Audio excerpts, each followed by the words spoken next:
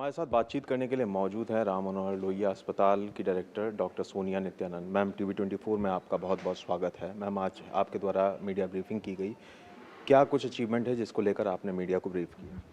मुझे आज बहुत प्रसन्नता है बताने में कि Ram Manohar Lohia institute of medical sciences को फुल NABH एक्रेडिटेशन मिला है। मैम, क्या कुछ पैरामीटर्स थे जिस पे ये एक्रेडिटेशन मिला है? मैम, इसमें जो NABH का पूरा एक्रेडिटेशन होता है, that is based on the quality and standards of patient care and इनके बहुत स्ट्रिक्ट स्टैंडर्ड ऑपरेटिंग प्रोटोकॉल्स होते हैं पेशेंट केयर में, जिनको फुलफ़िल करना होता है। लगभग 800 पैरामीटर्स होते हैं और वो सारे 800 पैरामीटर्स सारे ही पेशेंट केयर रिलेटेड होते हैं, उन सबको फुलफ़िल करना होता है। तो हम लोग ने this has been an exercise जो 1 साल की रही है और पहले हम लोग के यहाँ जो नॉन कंप्लायंसेस थे वो मोर देन 400 आए, फिर हमने सारे फुल आउट ऑफ 800 फिर फुलफ़िल करे, फिर 88 आए at the time of actual inspection के बाद 88 आए, फिर हमने उनको फुलफ़िल करे और फाइनली अब हमें बोर्ड ने फुल एक्रेडिटेशन दी है। मैम, ग्रीवियांस रिड्रेसल मैकेनिज्म को और मजबूत करने के लिए क्या कुछ इनिशिएटिव आपके द्वारा लिए जाए? NABH का एक पार्ट है ग्रीवांस रिड्रेसल और उसमें ग्रीवांसेस दोनों स्टाफ के होते हैं और पेशेंट्स के रिलेटिव्स होते हैं। उसके भी स्टैंडर्ड ऑपरेटिंग प्रोटोकॉल्स हैं कि ग्रीवांस किसको सबमिट होगा, वो उस पर निर्णय कितने दिन में लेगा, फिर नेक्स्ट लेवल पे कैसे जाएगा और फिर हाईएस्ट लेवल पे कैसे जाएगा। तो दोनों स्टाफ के लिए और पेशेंट्स रिलेटिव्स के लिए, दोनों के लिए जो स्टैंडर्ड ऑपरेटिंग प्रोटोकॉल है वो हम लोग ने इन प्लेस करा है। मैम, रिसर्च डेवलपमेंट इनोवेशन पे क्या कुछ काम किया जा रहा है? जी, रिसर्च डेवलपमेंट एंड इनोवेशन के लिए हम लोग फॉलोइंग चीज़ें हमने आगे बढ़ाई हैं।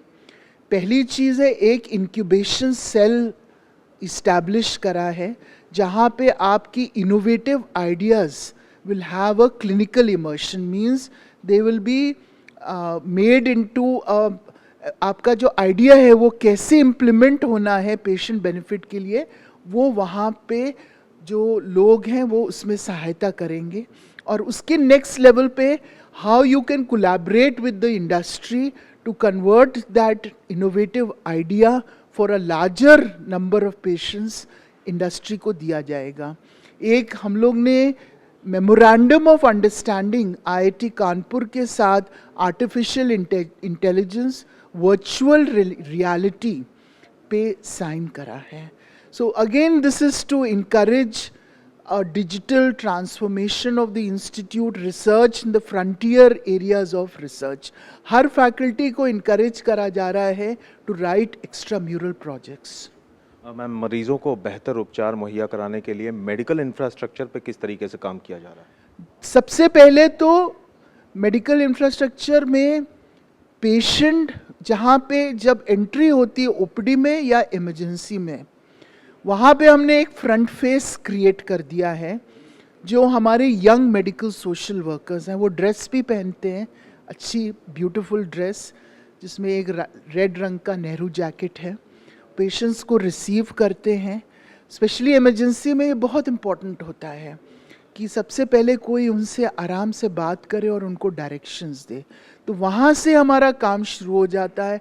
टाइम क्लिक करता है कि कितनी देर में पेशेंट देखा गया है, इमरजेंसी में पहुँचने के बाद या वार्ड में पहुँचने के बाद उसको कितनी जल्दी मेडिसिन्स मिल जाती हैं। तो ये छोटी छोटी चीज़ें हैं जिसको हम लोग ने एड्रेस करा है और जिसको NABH ने ठीक पाया है और इसीलिए एक्रेडिटेशन दिया है। मैम, एक आखिरी और अहम सवाल, वर्किंग एज पॉपुलेशन का किस तरीके से आने वाले समय में इस्तेमाल करेंगे? जी, तो हम लोग ने अपना रिक्रूटमेंट शुरू कर दिया है, परमानेंट रिक्रूटमेंट्स, जिसमें आप जानते हैं कि एक एज का कट ऑफ होता है। तो सबसे पहले तो 431 नर्सेस का रिक्रूटमेंट हुआ है। उसके बाद जो लोअर डिवीज़न असिस्टेंट्स हैं उनका एग्ज़ाम हुआ है all this recruitment is through a computer based all India test, तो उनका भी हमने कर लिया है, नर्सिंग ट्यूटर्स का कर लिया है।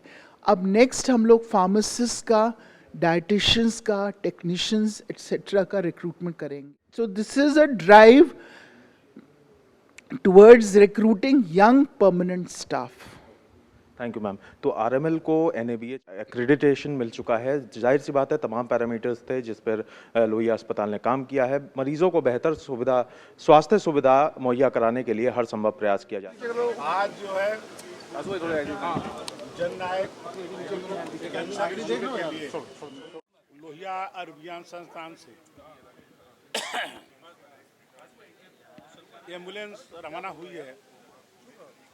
उधर बलिया, मऊ और आजमगढ़ के लोगों के लिए और बिहार के भी कुछ जनपदों को इससे लाभ मिलेगा। माननीय मुख्य सचिव जी के सहयोग से चंद्रशेखर जी के सपने को आज साकार हो रहा है। चंद्रशेखर जी ने जो बिल्डिंग बनाई थी उसमें अस्पताल का निर्माण माननीय मुख्य सचिव जी के सहयोग से प्रारंभ हुआ। देश के और प्रदेश के सभी बड़े चिकित्सक उससे जुड़ गए हैं। लोहिया संस्थान, पीजीआई, आपके Kalyan Singh cancer institute, Tata institute, सभी उससे जोड़ दिया गया है। वहाँ के मरीज सीधे वहाँ पर भर्ती होते हैं। डॉक्टर संजय सिंह जी उसको संचालित कर रहे हैं। ये पूर्वांचल के लिए एक बहुत बड़ा काम। चंद्रशेखर जी अपने जीवन में इसको भवन बना दिए लेकिन अस्पताल नहीं बना पाए। जयप्रकाश नारायण जी ने उसका शिलान्यास किया था। तो आज समाजवादियों के लिए आज का दिन बहुत अच्छा है कि लोहिया जी से चंद्रशेखर जी के गांव और जयप्रकाश जी ने स्वयं जिसको प्रारंभ किया था वो सपने को आज साकार माननीय मुख्य सचिव जी के सौजन्य से किया गया। कैमरामैन सूरज के साथ मैं सचिन तिवारी, टीवी 24 लखनऊ।